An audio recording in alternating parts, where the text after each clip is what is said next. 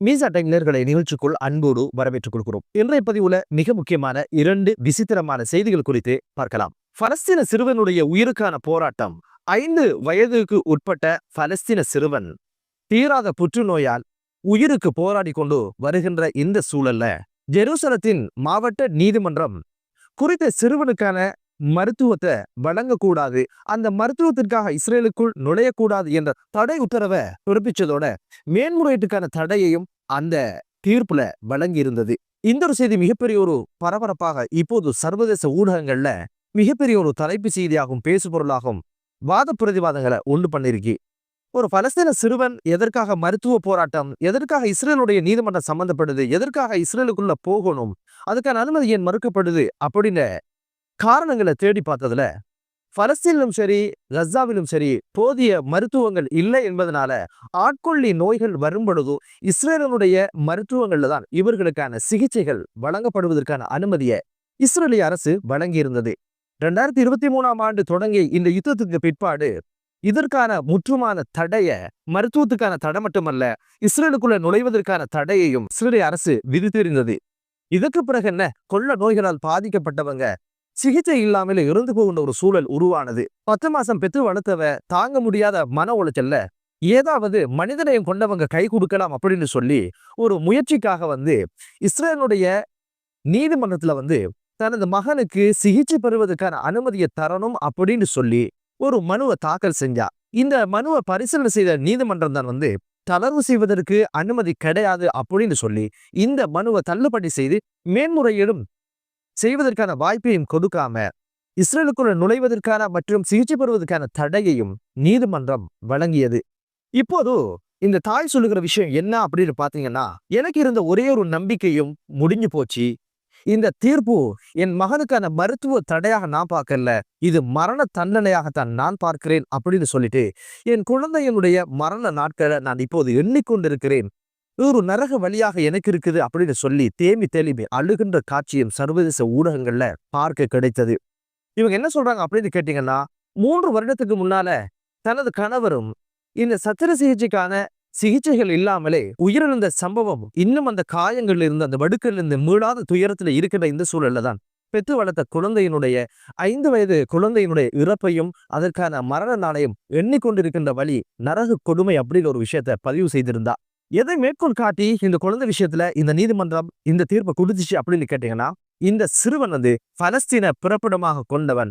இவன் 2022ஆம் காலப்பகுதியிலிருந்து கசால வாழ்ந்தான் என்ற ஒரே ஒரு காரணத்துக்காக சுமார் மொத்தமாக 4 வருடங்கள் வாழ்ந்த குற்றத்துக்காகத்தான் இப்போது இந்த மருத்துவ சிகிச்சை, மனிதநேயமிக்க இந்த மருத்துவ சிகிச்சை அவனுக்கு மறுக்கப்பட்டிருக்குது அப்படிங்கிற ஒரு விஷயமும் தெரிய வந்திருக்கு.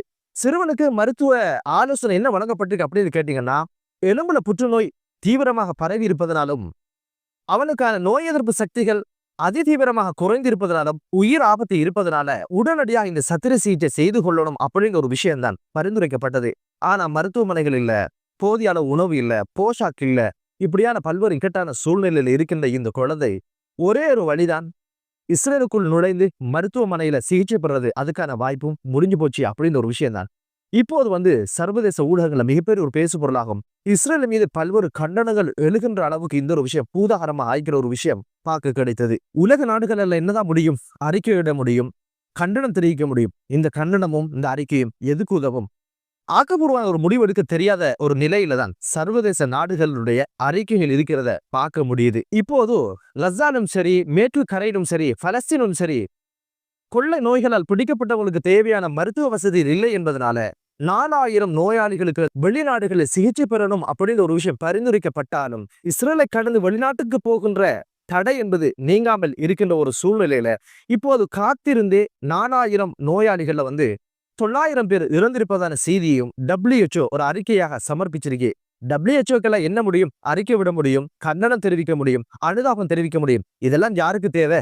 மனிதாபிமான அடிப்படையில ரஃபா கடவை திறக்கப்பட்டாலும் நோயாளிகள் அப்படின்னு சொல்லி வெளிநாட்டு பயணங்கள் மேற்கொள்ளவோ அல்லது இஸ்ரேலுக்குள் சென்று மருத்துவங்களை பெறுவதற்கான அனுமதியை இஸ்ரேலிய அரசு இதுவரைக்கும் கொடுக்கல அப்படின்றது மிகப்பெரிய ஒரு கொடுமையான வலிக்கின்ற விஷயமாக இப்போது பேசப்படுது. தற்போது 11,000 புற்றுநோய் நோயாளிகள் இருப்பதாகவும் சிகிச்சைக்காக எங்கு பயணிக்க முடியாத ஒரு சூழ்நிலையில புற்றுநோயாளிகளுடைய இறப்பு வீதம் 3 மடங்காக அதிகரிச்சிருக்கின்ற செய்தியும் இப்போது சர்வதேச ஊடகங்கள்ல மிகப்பெரிய ஒரு பேசுபொருளாக மாறி இருக்கு. 2023ஆம் ஆண்டு யுத்தம் ஆரம்பித்த அந்த கால பகுதியில ஒரு உடன்படிக்கை செய்யப்படுது இஸ்ரேலுடைய அரசோட. அதாவது நோய்வாய்ப்பட்ட நோயாளிகள் ஒரு நாளைக்கு 150 பேரை இஸ்ரேல் உள்வாங்கி சிகிச்சையில் அளிக்க வேண்டும் அப்படின்ற ஒரு விஷயமும், அதே போல இவர்களுக்கு ஒரு நோயாளிக்கு 3 பேர் பாதுகாப்புக்காகவும் உதவிக்காகவும் வர முடியும் அப்படின்னு ஒரு உடன்படிக்கை இருந்த போதிலும், தாயை விட்டா குழந்தைய விடுறது கிடையாது, குழந்தைய விட்டா தாயை பிரிக்கிறதுல பல்வேறு கொடுமைகளையும் உடல் ரீதியான தாக்குதல்களையும் நடத்தியதாக பல்வேறு விமர்சனங்கள் கடந்த காலங்களில் சர்வதேச ஊடகங்கள்ல பார்க்க முடிந்தது. இதுக்கிடையில ஒரு விசித்திரமான மற்றொரு செய்தி பதிவாக இருக்கு. அதாவது கசாவை மீள கட்டி எழுப்புகின்ற டொனால்ட் ட்ரம்பினுடைய தலைமையின் கீழ் இருக்கின்ற அமைதி கவுன்சில்ல இப்போது பெஞ்சமின் நெதன்யாவுக்கு உறுப்பினரை கொடுத்து இப்போது அமெரிக்கா அழகு பார்த்திருக்குது. இந்த சம்பவம் எப்படி பதிவாக இருக்கு அப்படின்னு கேட்டீங்கன்னா, ஈரான் அமெரிக்கா இடையிலான பேச்சுவார்த்தை சம்பந்தமாக கதைப்பதற்காக தம்பி ஓடோடி அமெரிக்காவுக்கு போனார் இல்லையா, அமெரிக்க ஜனாதிபதி டொனால்ட் ட்ரம்பை சந்திக்கிறதுக்கு முதல்ல வெளியுறவு அமைச்சருடைய செயலாளர் மார்க்கோ ரூபியோவை சந்திச்சு தானும் இந்த கவுன்சில்ல இணைவதாக விருப்பத்தை தெரிவிச்சு அதுக்கான உறுப்புரிமையை பெற்றிருக்கிறாரு. அதுக்கான சர்டிபிகேட்டையும் ஆவணங்களையும் 2 பேரும் இணைந்து ஊடகங்களுக்கு காட்டி ரொம்ப சந்தோஷப்பட்டதையும் பார்க்க முடிந்தது. கசாவை தரமட்டமாக்கினது மட்டுமல்ல, பாடசாலைகளுக்கானும் வைத்தியசாலைகளுக்கானும் வைத்தியர்களுக்கானும் அந்த கசாண்ட அழகான நகரத்தை சுடுகாடாக மாற்றிட்டு இப்போது அதை கட்டி எழுப்புகின்ற ஒரு பணியில இப்போது இவர் இணைந்திருக்கிறார் அப்படின்ற ஒரு விஷயம் தான் புரியாத ஒரு புதிராக இருக்குது. பிள்ளையும் கிள்ளி தொட்டிலையும் மாட்டுகின்ற பணியை அண்ணன் தான் செய்வாரு. இப்ப பங்குக்கு தம்பியும் செய்ய ஆரம்பிச்சிருக்கிறாரு. உண்மையில இதுக்கு பின்னால் இருக்கின்ற அரசியல் என்ன அப்படின்னு பாத்தீங்கன்னா, ஈரானுடைய பேச்சுவார்த்தை சம்பந்தமாக தமது கோரிக்கைகளை ஏற்றுக்கொள்ளணும் அப்படின்ற ஒரு விஷயத்துக்காக அண்ணனை குசிப்படுத்திட்டா அண்ணன் ஏற்றுக்கொள்வாரு அப்படின்ற ஒரு நோக்கத்துல அண்ணனோட பேசுவதற்கு முன்னால அண்ணனை குசிப்படுத்துறதுக்கு இந்த ஒரு உறுப்புரிமையை பெற்றிருக்கிறாரு. இந்த உறுப்புரிமை பெறதுல அண்ணனுக்கு என்ன சந்தோஷம் இருக்கு அப்படின்னு கேட்டீங்கன்னா, அண்ணனோட கண்டிஷன் என்ன அப்படின்னு பாத்தீங்கன்னா, இந்த அமைதி கவுன்சில்ல சேருகின்றவங்க $1 பில்லியன் அமெரிக்க டாலர்ஸை கொடுத்துட்டு தான் சேரணும் அப்படின்னு சொல்லியிருக்கிறாரு. அந்த வகையில முதல்ல வெளியுறவு அமைச்சருடைய செயலாளர் சந்திச்சு அந்த பணத்தை கட்டி முடிச்சு அதுல ஒரு உறுப்பினராக அங்க வகிச்சத்தோட சர்டிபிகேட்டை காட்டி, அண்ணே சண்டையை கொடுத்தாச்சு, பேச்சுவார்த்தையை தொடங்கலாமா அப்படின்னு சொன்னோன்னே கதவடைகிற ராசா அப்படின்னு சொல்லி மூடிய அறைக்குள்ள 3 மணித்தியாலங்கள் பேச்சுவார்த்தைகள் இருந்திருக்கு அப்படின்னு ஒரு விஷயம் தெரிய வந்திருக்குது. இந்த பேச்சுவார்த்தைக்கான ஒரு லஞ்சமாகத்தான் இந்த உறுப்புரிமையும் அந்த உறுப்புரிமையை பெறுவதற்கான அந்த பணமும் கொடுக்கப்பட்டிருக்கு அப்படின்னு ஒரு விஷயம் இப்போது மிகப்பெரிய ஒரு வாதத்தை உண்டு பண்ணிருக்குது.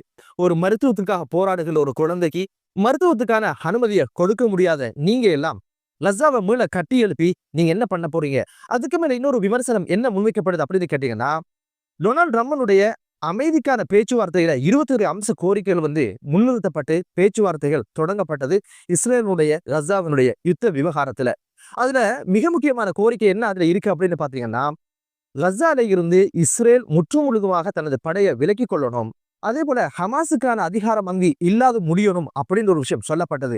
ஆனா இப்ப என்ன அப்படின்னு பாத்தீங்கன்னா, கசாவை ஆளுகின்ற நிர்வகிக்கின்ற கட்டியெழுப்புகின்ற அந்த பொறுப்புல அந்த அமைதி கவுன்சில்ல ஒரு உறுப்புரிமையும் கொடுத்து அழகு பார்த்திருக்காரு அண்ணன் டொனால்ட் ட்ரம்ப். என்னதான் இருந்தாலும் யுத்தத்துல மனித நேயங்களும் அழிக்கப்பட்டாச்சு. மருத்துவத்துக்காக போராடுகின்ற இத்தனை புற்றுநோயாளிகளுக்கு மனிதாபிமான அடிப்படையில மருத்துவம் கொடுப்பதற்கு கூட மனிதர்கள் இல்லை என்ற உலகத்தில் நாம் வாழ்கிறோம் என்பதுதான் மிக கவலைக்குரிய விடயமாக பார்க்கப்படுது. சர்வதேசம் ஆக்கப்பூர்வமான இதே சுக்தியோட இந்த யுத்தத்தை முடிவுக்கு கொண்டு அப்பாவி மக்களுடைய உயிர்களுக்கு உத்தரவாதம் அளிக்கின்ற ஒரு சூழ்நிலை உருவாகட்டும் என்று கூறி மற்றொரு காணொளியிலே உங்கள் அனைவரையும் சந்திக்கும் வரை விடைபெறுகிறேன். நன்றி.